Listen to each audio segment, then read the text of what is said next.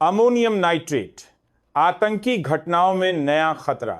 शुक्रवार रात जम्मू कश्मीर के श्रीनगर में नौगाम पुलिस स्टेशन परिसर में भयानक विस्फोट हुआ, जिसमें 9 लोग मारे गए और 2 दर्जन से अधिक घायल हुए। पुलिस के मुताबिक यह विस्फोट उस समय हुआ जब थाने में पुलिस और फॉरेंसिक टीम फरीदाबाद से बरामद सामग्री का परीक्षण कर रहे थे। पहली खबरों में इसे एक्सीडेंट बताया गया है। पुलिस महानिदेशक नलिन प्रभात ने भी कहा कि इसमें किसी साजिश की गंध नहीं है और विस्फोट दुर्घटनावश हुआ। धमाके की तीव्रता इतनी थी कि थाने की बिल्डिंग के ग्लास टूट गए और कई वाहन आग में जल उठे। यह घटना मुंबई प्रकाशित टाइम्स ऑफ इंडिया की रिपोर्ट के साथ भी मेल खाती है, जिसने बताया कि गिरफ्तार आरोपी डॉक्टर के यहां से 2,900 किग्रा रसायनों की खेप जब्त की गई थी, जिसमें अमोनियम नाइट्रेट भी शामिल था। विस्फोट के बाद मौके पर पहुंची टीमें डटे हुए धमाके की आवाज से भी हैरान थीं। दिल्ली में हाल के धमाकों का असर भी इस सिलसिले से जुड़ा नजर आ रहा है। इसी हफ्ते सोमवार को लाल किले के पास आईबीस कार में बम फटने से 12-13 लोग मरे और 30 के करीब घायल हुए। केंद्र सरकार ने इस हमले को आतंकवादी घटना करार दिया और हाई लेवल जांच दल लगाया गया।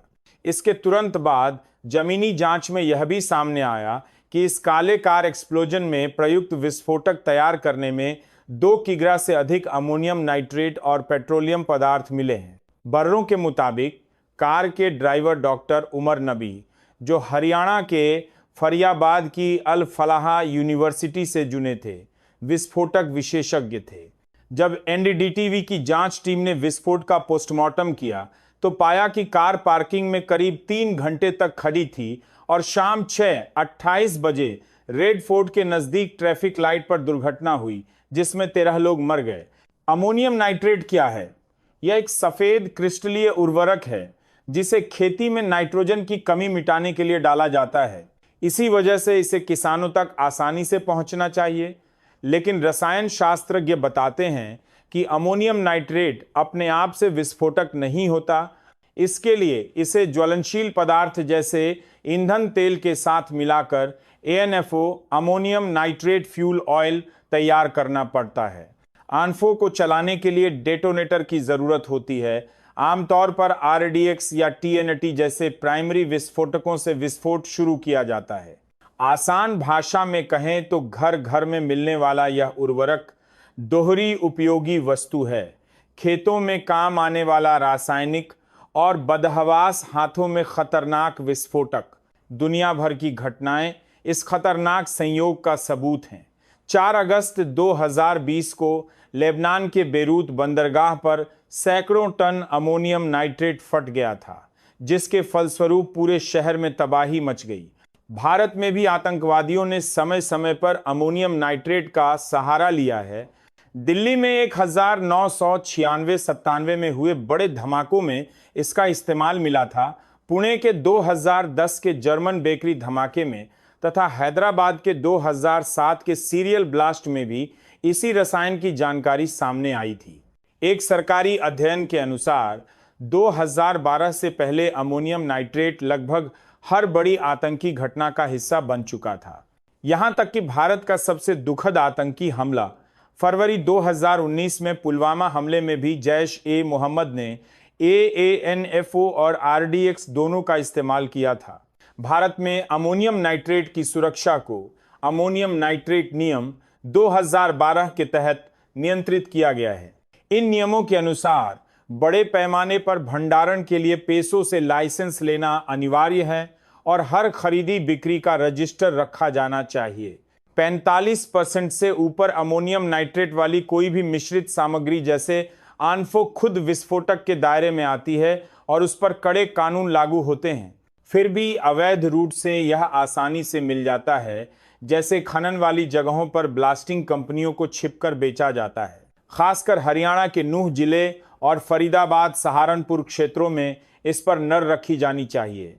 यहाँ के माइनिंग बेल्ट में अमोनियम नाइट्रेट ब्लास्टिंग के लिए सामान्य सामग्री है।